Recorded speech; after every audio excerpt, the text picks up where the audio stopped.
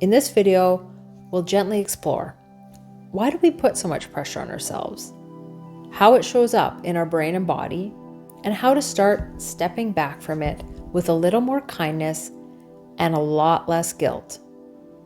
So, where does self-induced pressure come from?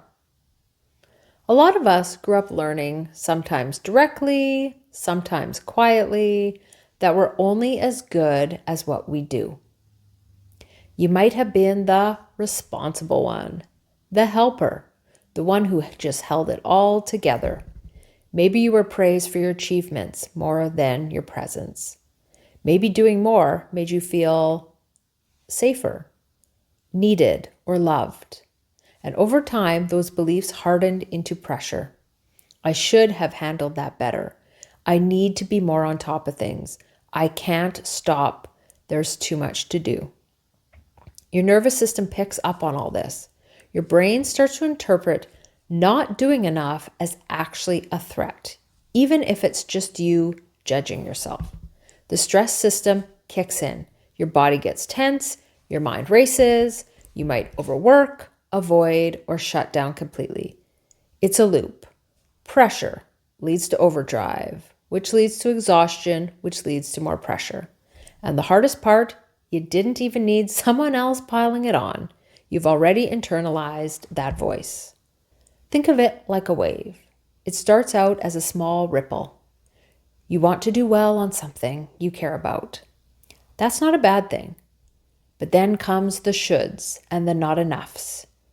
You say yes to that extra task. You decide to fix one more thing. You redo the project that was already fine because it might be a bit better.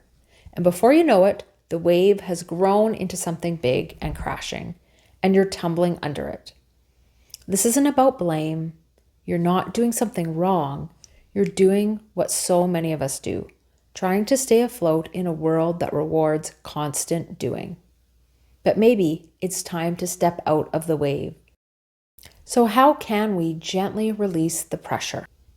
Let's walk through 5 simple ways to do that.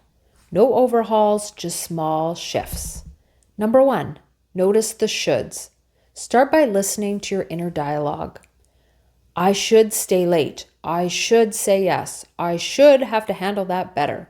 Try pausing and asking, who says? What would happen if I didn't? Is this coming from me or something I picked up along the way? You could even keep a little shoulds journal for a few days to see what comes up. No judgment, just noticing. Number 2, reframe with compassion. When you catch yourself being harsh, try to soften it. Instead of, I have to do everything perfectly, try, I care about doing this well, and it doesn't have to be perfect. Instead of, if I stop, I'm falling behind, try, rest lets me show up in ways that matter. Imagine a friend said these things about themselves. What would you say back? Say that to yourself instead. One thing that helps me is writing a kind sentence for myself at the beginning of the day. Something like, today I'll treat myself with the same care I give to others.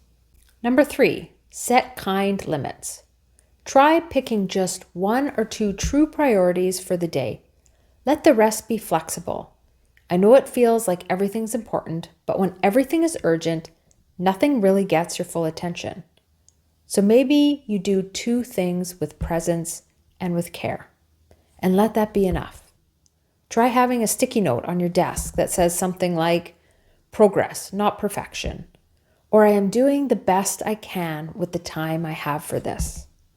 And honestly, it's a reminder I tell myself all the time.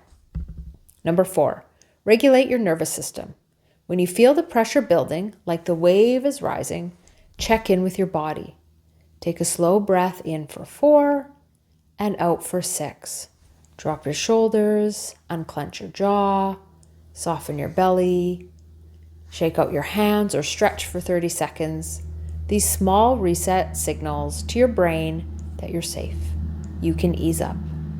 Number 5, build in micro resets. This one sounds simple, but it's powerful. Add one small break into your day that's just for you.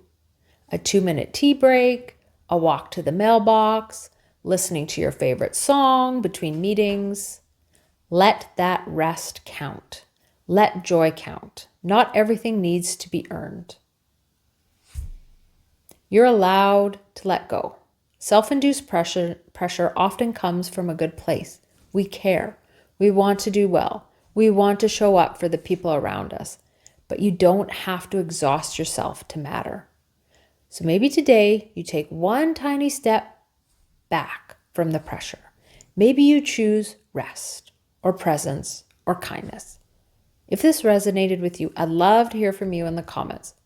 What's one should you're ready to let go of, or at least question this week?